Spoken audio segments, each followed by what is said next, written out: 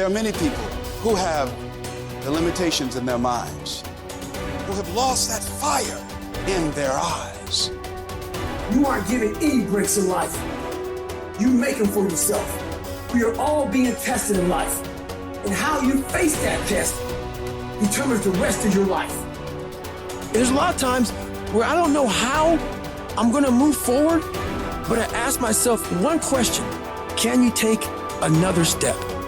And that answer is always yes. Wherever focus goes, energy flows. So why don't we tap into that power now for your business and life? The part of beginning to get unstuck, you've got to decide that the behavior pattern that you have adopted doesn't work for you. You've got to change your strategies, and changing your strategy means reinventing your life, recreating you, and you have the power to do that. You want to take responsibility for your life. You can decide that you're going to change, that you're not going to be a wimp. I got me here, I can get me out of this, and I'm getting out. It's not easy reaching your dreams. It's not easy to achieve a happy and fulfilled life. It's not easy getting up every day, fighting, going through the daily struggles, getting rejected constantly, getting laughed at all the time, going through trials and tribulations, facing the pain of defeat over and over again. It is not easy, but if you do it, it is worth it. See, when people ask you, say, how you doing? Even if you're having some difficult times, say, I'm blessed and highly favored. Because anytime you wake up and you don't have a white chalk outline around your body, it's a great day. You got to tell yourself that no matter what gets in my way, I'm going to keep going. I'm going to keep moving. I'm going to keep winning. I'm going to keep surviving. It's everything that you want, because you went through that pain of that journey. It felt like he wanted to just knock you down and say, you know what? You can't do it. Understand that it's going to be trials and tribulation. That we'll have storms, but they will have sunshine after the rain. But that depends on you and how bad do you truly want it. Nothing in life will hold you back if you trust in yourself and you trust in the process. And at the end of this race, guys, you're going to be more capable. Through that effort, builds the character, the person you want to be at the end. Accept that. And so I say to you, it's possible you can live your dream. If it's becoming a diamond, if it's having more, it's achieving more, it's possible you can live your dream. It's necessary that you have a plan of action, that you're resilient, that you stick to, that you have the vision and never give it up, that you become creative and relentless and keep on coming back again and again and again, and that it's you that you got to take personal responsibility to make it happen. And when life knocks you down, jump back up and say, it's not over until I win.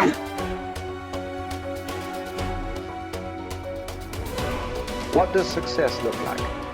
What does it take? A human being has come with such open sense of possibilities. Those who are committed to being successful with whatever they're doing, one important aspect of their life is, that is what gets you across so many lines in our life, so many barriers in our life. This happened in your school, maybe later in your university, later in your work. It's happening to people, maybe not everyone, but to a whole lot of people. Their commitment to success is weak.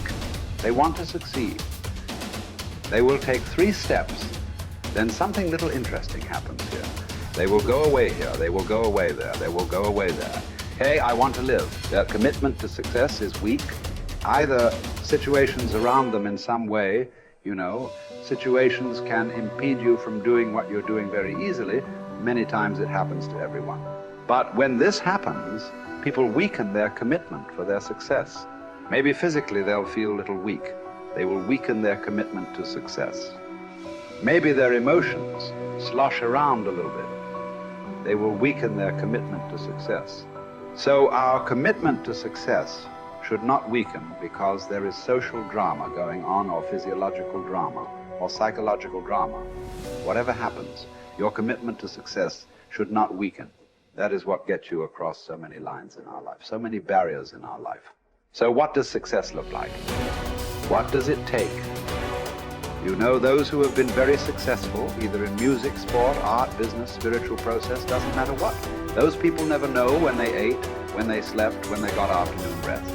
I have not seen such a thing in my life. So those who are committed to being successful with whatever they're doing, one important aspect of their life is they're not settling down where it's very comfortable. Because comfort will happen when they lower you to a very, very comfortable. Have you seen how comfortable they are? Once they're dead, if you throw them there also, they're comfortable. If you lower them, they're comfortable. Right now, it's about ensuring that there is profoundness of experience and there is impactfulness of activity. Because if they had given you a limitless amount of time, you could do all those things, nothing wrong. I'm not against it. But they gave you such a little time with such tremendous potential of being human. That's the problem. If creation had made you like an earthworm, I'm not saying there's anything wrong with an earthworm. It is just that it's a unipolar potential. It can only do that much. An earthworm is not thinking of climbing a tree because it knows it'll be picked up by the birds. It never has such aspirations. It just wants to recycle the earth. You know, it is beneficial to so many other lives, including us, but its objective is very clear: to eat and to reproduce and to die. Very clear objective, that purpose to fulfill he strives. I don't think he sleeps in the afternoon. I don't think so, because many afternoons I've seen earthworms. They were all vigorously active, but a human being came with too many potentials. Because of that, it needs a certain level of striving for a human being to forget about the world, to consider yourself successful. If your idea of success is you're doing little better than your neighbor, I call that sickness.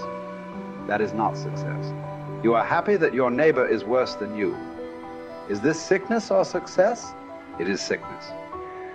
But in some way, you feel fulfilled with what you're doing. Let's consider that as success for now. It doesn't matter whether you're better than somebody or worse than somebody. That question should not even come up in your mind. But in some way, you feel you're using yourself fully, and there's a certain sense of fulfillment in your activity. Well, if you're capable of just closing your eyes and simply sitting without any activity, that's fantastic. But you cannot do that. You cannot do that right now. In the states that you are, you can't simply close your eyes and become still. Instead of being busy, you will become preoccupied. That doesn't mean you're improving, that means you're regressing in some way. The problem about this success is people always making judgments. I did this, I did that, maybe this didn't work, maybe this is a mistake, that's a mistake. There's no such thing in life. See, at one time you were a monkey, all right. Hey, this is not me, this is that Englishman, you know. Charles Darwin said you were all monkeys. At one time you were a monkey just a brief while ago. Was it a mistake that you committed? That you were a monkey? Or was it just a certain stage of evolution? Was it a mistake or was it just a certain stage of evolution? Similarly, since you were born, because as a human being, you're born largely unformed, unlike other creatures. Other creatures, if their food is taken care of, they know what to do with their life. Because human being has come with such open sense of possibilities. You come unformed. You don't come fixed. You have to fix yourself. Different people throw different types of balls at you. From all over, your parents, your teachers, the school, the neighbors, and society and the world throws all kinds of things at you. To gather all this muck and make something worthwhile out of yourself is your business. That's your success.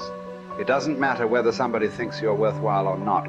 You feel you are a worthwhile life. Good enough for now. World may not recognize. It doesn't matter. But you know you are worthwhile.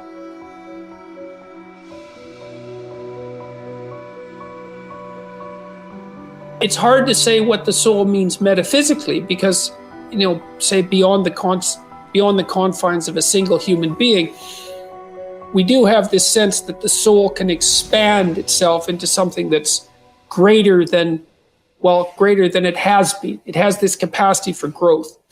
And we do have the sense that the soul can expand itself to the point where it's enlightened, for lack of a better word, that it's working as efficiently as possible to transform everything that's unnecessarily painful and malevolent about the world into what's positive and good. And that it does that as a consequence of confronting the world with courage and truth. And I think that's right. And I do think that means that the soul participates in something eternal, which is the attempt of being itself to transform what's unnecessarily painful and malevolent into what's good, and that human beings actually do participate in that, and that that's part of the reason that our ancient tradition insists that we're made in the image of God. And I think that it's a mistake to underestimate the importance of that, because I don't think that you can live a life of sufficient profundity to protect yourself from being corrupted by suffering and malevolence without adopting a responsibility that's commensurate with that set of ideas. I think that you either orient yourself upward, to the star above the horizon, and try desperately to improve the structure of being, or you work at counter purposes to it and make things worse. I don't think there's a middle ground. In fact, to the degree there is a middle ground, it tilts towards the negative, because people who try to occupy the middle ground generally try to accrue the benefit, let's say, without adopting any of the risk. And that's not acceptable, not helpful. So that's a soul to me.